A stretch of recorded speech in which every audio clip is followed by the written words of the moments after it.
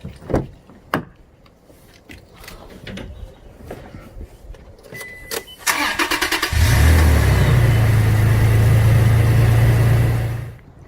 guys, my name is Robert. I want to say thanks for coming to the channel and checking out these videos. We're going through some difficult times right now. Fortunately, I'm still working. I'm currently at home. I don't know how long that'll be, but a friend of mine, he just reminded me of something. My friend Puff, he's out in New Jersey. Stay safe, dude. And he was telling me that, you know, he's been working from home and he's got 2 cars and both batteries are dead. So it got me thinking. I'm like, I do have an aftermarket battery, which I'll show you in a second, but I'm just curious, like, you know, how's the battery going? You know, where's it at? What's the status of the battery? And how do I charge it if I don't have enough battery because it's been sitting for a while? And that's what I'll be talking about in a second, so we'll be right back.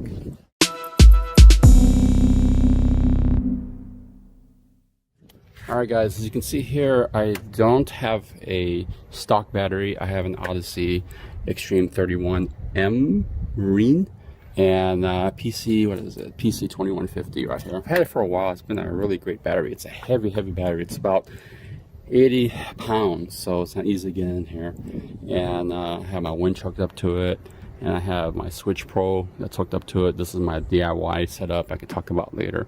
But anyways, I have a single battery, and because I do have a single battery, no matter what, you got to have a reliable battery. If it's not reliable, you're not going to be able to get anywhere, wherever you're at or wherever you're going. So one thing I wanted to check was, this is a 12 volt battery, 12 volt system. I looked up the battery voltage where it should be new. It's 12.8 volts. So I got my multimeter here, and what this is right here, this is an Odyssey battery charger. And I need to show you guys this real quick. It's not cheap, but it's actually a good product for it. You can see way down here, let me set it just right. I don't want to get near the battery and have a short circuit. Never want to do that. But if you look here, not only is this a 20 amp battery charger, which is a good amount of charging power, but it does things like it checks the system, making sure you got plugged in right, so you're not reverse polarity, as you can see here, or have a poor connection, or the battery's just way too low to work. But what's cool is that it does self-charge, self-test, self-charging. It conditions it, auto maintain the storage. So what this does is that a lot of these AGM batteries, they tend to drop. If they drop too much, they start going into a status, I think it's called sulfication. I hope I'm pronouncing it right, sulfication.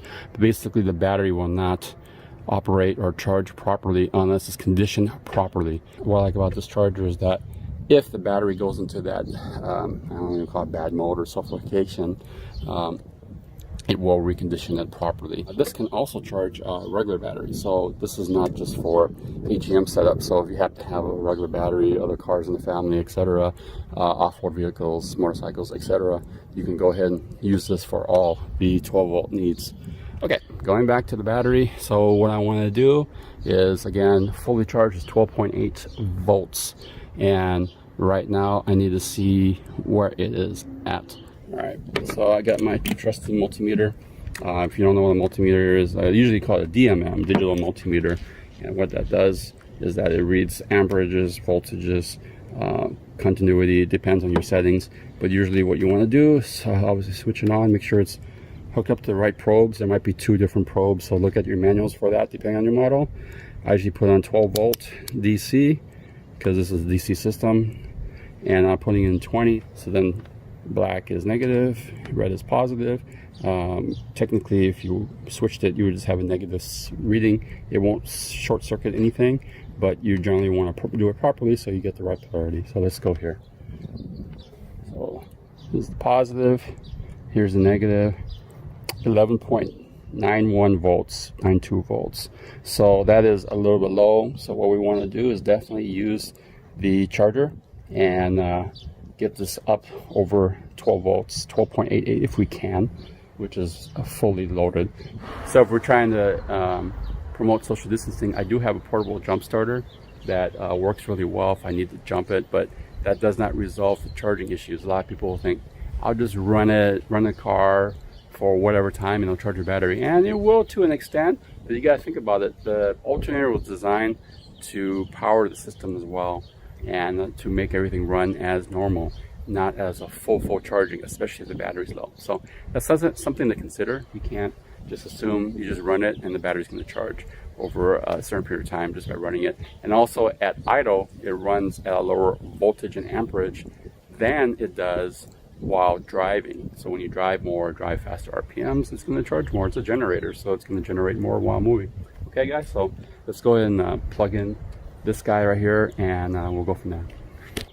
First thing we want to do, there is no on and off switch on this, so what we want to do is start pulling things off, cords off, etc.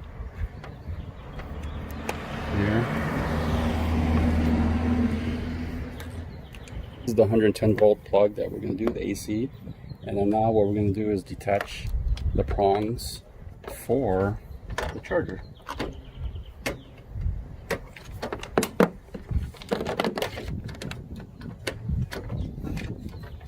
I'm actually going to keep it closer to my engine bay, only because I want to close the hood a little bit so someone doesn't walk by and take my stuff. So anyways, I always like to charge, I like to put the battery, the positive first, and then we'll do the negative. All right, let's power this up. Alrighty, so now let's get over here. See if I can get closer, or you can get this just right, guys. Zoom, zoom. Let's get more zoom. All right, so now the charge monitor is on. It's doing the self test right now. It already did the system check. That's okay. So there is no reverse polarity. If I had switched these backwards, it would just stop. So it's a smart charger, which is what we want. And now we're going through the self test. So it's going to basically analyze this battery, the condition of it, and then from there it's going to decide how much voltage and amperage it's going to push through the charger to that, so it properly does it without causing damage. It doesn't want to damage the battery. It doesn't also want to overcharge it to explode the battery. So those are definitely concerns when you're having a battery charger. Again, this one you can actually find Amazon. I'll put a link on it. So is the battery, but it's a smart charger. Just like we have smartphones and other smart devices, this is smart, and it tells us, you know, set it and forget it. I'll take care of it, no matter what your battery is, whether it says like here flooded or AGM lead acid battery, I will take care of it. And that's what I like about this unit. So shortly we'll be back. It'll go into charging mode, so I'll come back in a little bit when it goes into charging mode. It does take a while to analyze. Okay, all right, now it's actually now in the charging mode. Oh, let's get this focus. There we go. All right guys, so now it is in charging mode, and that's what we want to do. You can see the percentage here moved a little bit. We want this guy to move to 100%. So this is going to take several hours, so I'll be back, but it is in charging mode. I'll see if I catch the conditioning mode. Once it gets into charging, conditioning is done, it stays in auto maintain. So then if it's going to sit here for a while, it's just going to keep that voltage up without draining it. And then for long term, it has storage reconditioning. So anyways, we shall return when this gets a little higher. I'll be back, guys. All right, it's been a few hours. Right now we are in conditioning mode. It's gone through all these stages. Once that is done, it'll go to auto maintain, and if this was sitting on a shelf or something, it would go into storage reconditioning, which is very low level. So that's what's going on there. We'll be back. Also, you can see here, it started off on the second bar, and now we are on the fourth bar. So I think we're trying to get to the fifth bar as well. And what's nice about it, it's not very warm. It doesn't have a fan, which is good. I heard fans are bad because they can go out. So again, this is the maximum charger, 20 amps. So I'll be back. All right, it's 10 o'clock at night. Just wanted to show you this right here. It's showing fully charged, 100%.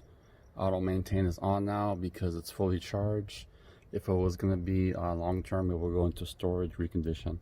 And It's nice and cool because it's not running anymore. So now I'm curious. Let me go and put this down right here real quick.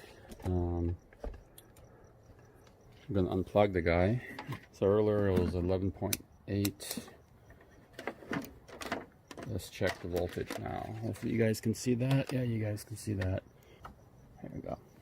12.95. So, all right, so there you have it. What you want to do is the AGM batteries don't really charge fully on the 3rd gen. As a side note, so what you want to do is basically use a battery charger, unless you get something like a redarc and you have a dual battery system. We could talk about that later.